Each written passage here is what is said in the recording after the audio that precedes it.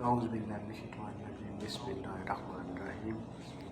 قوم سبا پر اللہ کا عذاب۔ پہلے سرسار کی ایک قوم جسے قوم سبا بھی کہا جاتا ہے، اللہ تعالیٰ کی بے شمار نعمتوں کے اندر زندگی گزار رہی تھی۔ یہ قوم ایک عظیم تہذیب و تمدن کی مالک تھی۔ حضرت داؤد علیہ السلام اور حضرت سلیمان علیہ السلام کی باعظمت حکومتوں کے بعد ان کی حکومت زبان زد خاص و عام تھی۔ کہا جاتا ہے کہ یہ لوگ گندم کے مغز سے آٹا پیس کر روٹیاں پکاتے تھے، لیکن اس کے برعکس وہ اس قدر صراف کرنے والے اور ناشکرے تھے کہ انہی روٹیوں کے ساتھ بچوں کا پخانہ صاف کرتے تھے۔ بعد ازاں ان آلودہ روٹیوں کو اکٹھا کرتے اس سے ایک پہاڑ بن گیا تھا۔ پھر ایک صالح شخص نے وہاں سے گزرتے ہوئے ایک عورت کو دیکھا جو روٹی کے ساتھ بچے کے پخانے کے مقام کو صاف کر رہی تھی۔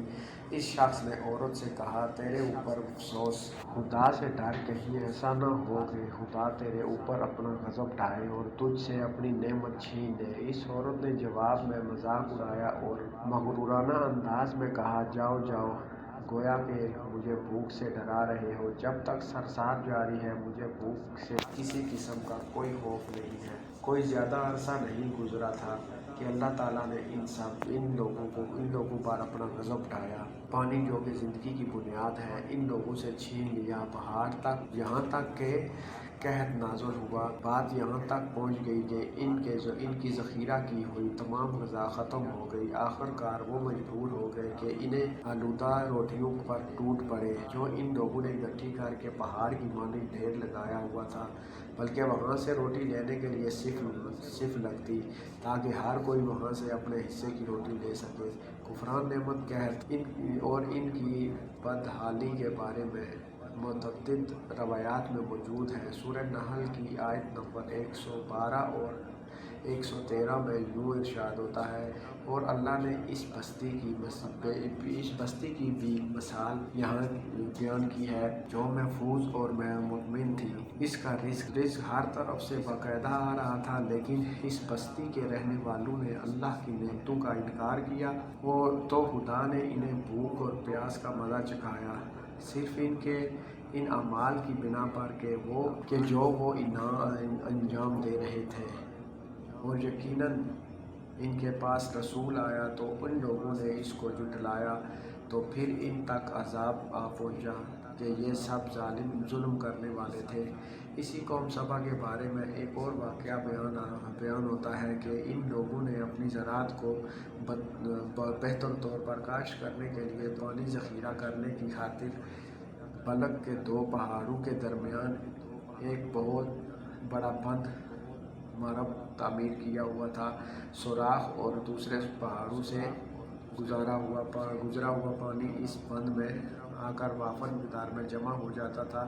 قوم سبا نے اس پانی سے صحیح طور پر استفادہ کرتے ہوئے وسیع و عریض اور بہت خوبصورت باغات لگائے اور کھیتی باڑی کی رونق بخشی۔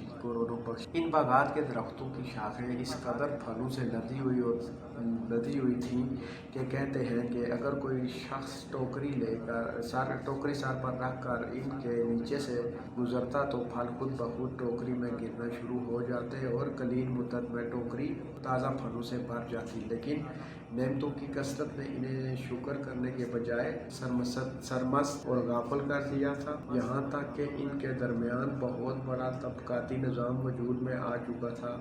ان میں سے صاحب اقتدار لوگوں نے کمزوروں اور ضعیفوں کا خون چوسنا شروع کر رکھا تھا، یہاں تک کہ ان لوگوں نے خدا سے ایک احمقانہ التماس کیا جس کا ذکر سورہ سبا کی آیت نمبر 19 میں ملتا ہے۔ انہوں نے کہا، خدایا ہمارے سفروں کے درمیان فاصلہ زیادہ کر دے۔